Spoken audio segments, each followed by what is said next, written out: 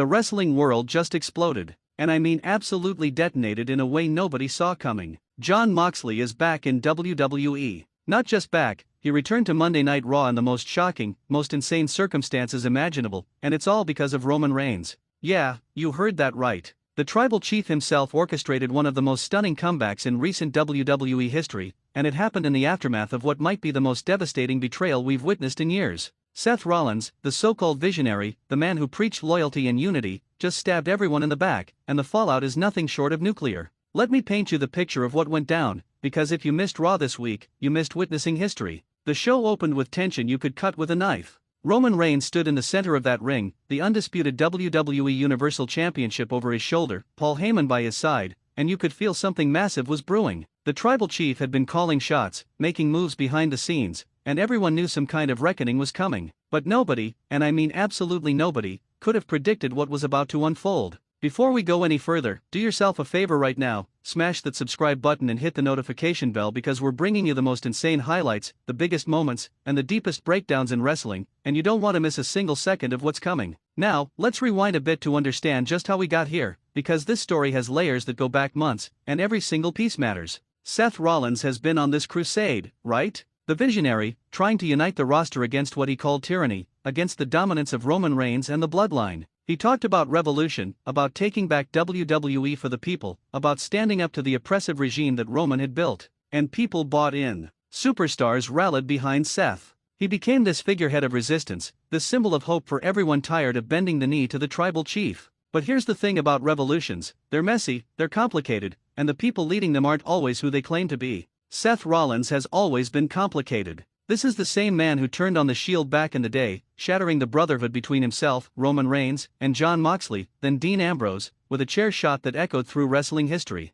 The architect they called him, because he was always building something, always planning, always 3 steps ahead. But what exactly was he building this time? For months, Seth gathered his forces. He had allies across the roster, people who believed in his vision, people who trusted him to lead them into battle against Roman's empire. And it looked legitimate. Seth cut passionate promos about standing together, about strength and unity, about how no one man should have all that power. He was convincing. He was magnetic. He was everything a leader should be. Or so everyone thought. Roman Reigns, meanwhile, played it cool. Too cool, actually. The Tribal Chief watched Seth's little rebellion grow, watched him gather his army, and barely seemed concerned. That should have been the first clue something was off. Roman doesn't just sit back and let threats develop. He's strategic, calculated, always working angles nobody else sees. And while Seth was out there giving his revolutionary speeches, Roman was making phone calls, pulling strings, working magic behind the scenes that would change everything. The match was set. Seth Rollins and his faction against Roman Reigns and the Bloodline in a massive elimination tag team match, winner takes all, with control of Raw hanging in the balance. The stakes couldn't have been higher. This wasn't just about championships or main event spots, this was about the very soul of Monday Night Raw, about who would control the direction of the entire brand moving forward. Everything Seth had built, everything he'd fought for, it all came down to this one match. And that match was brutal. I'm talking absolute warfare. Bodies flying everywhere, weapons getting involved despite the referee's protests, near falls that had the crowd losing their minds every 30 seconds. Seth's team fought with everything they had, believing they were fighting for a better future, believing their leader would guide them to victory. The Bloodline brought that vicious intensity they're known for, that unrelenting aggression that's made them the most dominant faction in WWE for years. Back and forth it went, elimination after elimination, until finally it came down to the two leaders, Seth Rollins and Roman Reigns. One-on-one. Just like it always had to be. The crowd was on their feet. This was the moment everything had been building toward. Seth had Roman reeling, hitting him with everything in his arsenal. The stomp, the pedigree and tribute to his mentor, super kicks, knee strikes, everything. Roman kept kicking out, but he was hurt, he was vulnerable.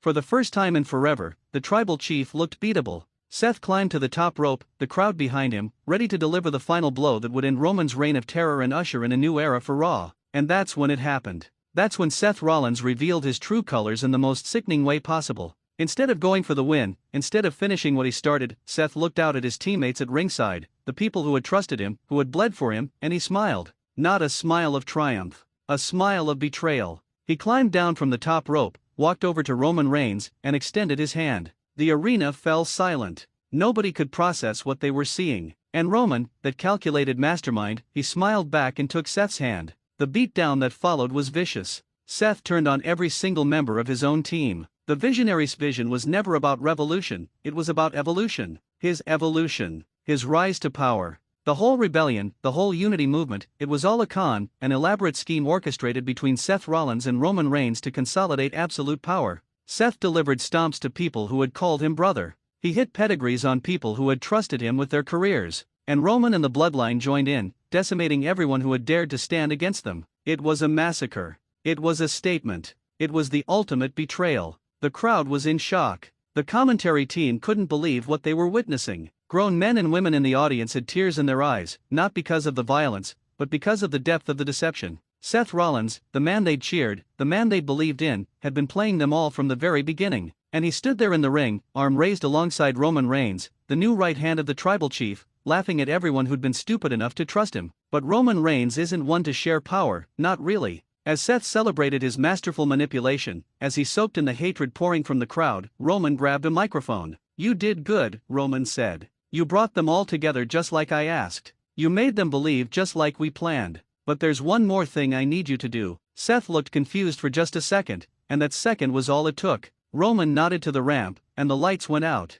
The silence was deafening. And then that music hit. That unmistakable, bone-chilling music that hasn't been heard in a WWE arena for years. Wild Thing. Jon Moxley's music. Except this time, it was mixed with new WWE production, a hybrid sound that made it clear this wasn't AEW footage, this wasn't a video package, this was real. This was happening. And when those lights came back up, there he was at the top of the ramp. Jon Moxley. The lunatic fringe. The purveyor of violence. Looking meaner, tougher, and more dangerous than ever. And he wasn't alone. Behind him stood members of the original resistance, the real fighters who hadn't been corrupted by Seth's schemes, people who'd been waiting for the right moment to strike back. But all eyes were on Moxley, the man who'd left WWE years ago, the man who'd conquered the independent scene and become AEW World Champion multiple times, the man who swore he'd never come back. Yet there he stood, microphone in hand, eyes locked on the ring. "Miss me?" Those were his first words back. Simple. Direct. Vintage Moxley.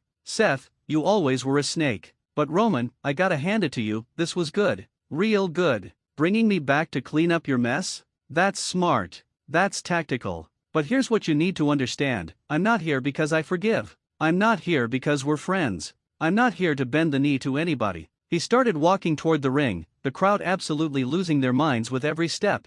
"I'm here because you promised me one thing, Roman. You promised me Seth Rollins. You promised me the man who destroyed the Shield. And you promised me I could do whatever I want with him." Seth's face went from confusion to terror in seconds. This wasn't part of his plan. He looked at Roman, expecting backup, expecting the tribal chief to protect his new ally, but Roman just smiled and stepped aside. The bloodline parted like the Red Sea, giving Moxley a clear path to the ring. Because this was the real plan all along. Roman didn't need Seth as an ally, he needed him as bait, as a way to draw out all the potential threats and neutralize them in one fell swoop. And he needed the perfect weapon to punish Seth for his arrogance, for thinking he could play in Roman's league. That weapon was Jon Moxley. What followed was poetry. Violent, brutal, absolutely savage poetry. Moxley entered that ring like a man possessed, and Seth Rollins, the visionary who'd outsmarted everyone, suddenly had nowhere to run. Every dirty trick Seth had ever used, Moxley countered. Every escape attempt, Moxley cut off. This wasn't a wrestling match, this was a reckoning. Moxley hit the paradigm shift, his devastating finisher, not once but 3 times, each one more vicious than the last. He made Seth suffer in ways that had the crowd torn between cheering the justice and cringing at the brutality. And Roman Reigns? He watched it all from the corner, arms folded, that knowing smile on his face. This was his masterpiece. He'd turned Seth's own betrayal against him, brought back one of the most dangerous men in wrestling history, and solidified his position as the most powerful force in WWE. The tribal chief doesn't just win matches, he wins the long game. He plays chess while everyone else plays checkers. And by bringing Jon Moxley back into the fold, by giving him the revenge he'd been craving for years, Roman created both the ultimate punishment for Seth and a potential new weapon for the bloodline. But here's where things get really interesting, because Jon Moxley isn't the type to stay controlled for long. Yes, Roman brought him back. Yes, Roman gave him what he wanted. But Moxley has always been unpredictable, always been dangerous to everyone around him, including those who think they're on his side. As he stood over Seth Rollins' broken body, as Roman stepped forward to perhaps welcome him officially into the bloodline, Moxley just stared at him. No words. No handshake. Just that intense, unsettling stare that says volumes without saying anything at all. Then he simply walked out, leaving everyone wondering exactly what his return means, who he's really loyal to, and what chaos is about to be unleashed now that he's back. The aftermath has been explosive. Social media is on fire with theories, reactions, and absolute shock. Nobody saw this coming. Seth Rollins' betrayal was one thing, that's classic wrestling storytelling, the snake revealing himself. But Jon Moxley's return, orchestrated by Roman Reigns, executed as the ultimate revenge plot? That's next level. That's the kind of storytelling that reminds everyone why WWE, at its best, is unmatched entertainment. The layers, the complexity, the sheer audacity of the whole thing, it's brilliant. Seth Rollins sold out his entire revolution for power, only to find out he was never going to get that power. He was always just a pawn in Roman's game, a tool to be used and discarded. His vision wasn't visionary at all, it was blind ambition walking straight into a trap. And now he's enemy number one, hunted by the man he betrayed years ago, the man whose return he never could have anticipated.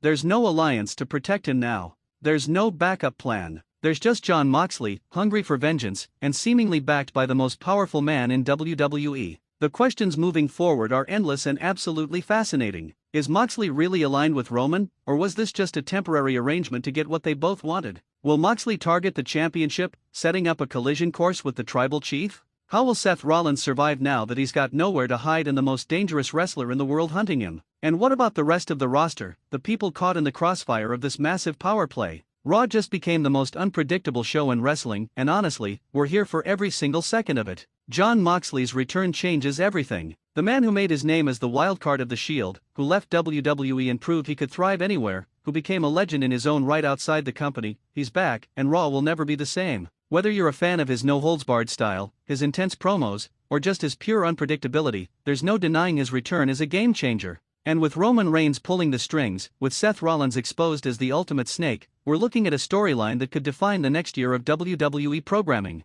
This is the kind of moment that reminds us why we love this business, why we stay invested, why we come back every single week. The betrayals, the returns, the shocking swerves that nobody sees coming, this is professional wrestling at its absolute finest. Jon Moxley is back in WWE, and he returned not to a hero's welcome, but as an instrument of the tribal chief's will, a weapon aimed directly at the man who destroyed their brotherhood. But if history has taught us anything, it's that Jon Moxley is nobody's weapon for long. He's a force of nature, and forces of nature can't be controlled, they can only be unleashed. The hardcore highlights just got a whole lot more hardcore, and this story is only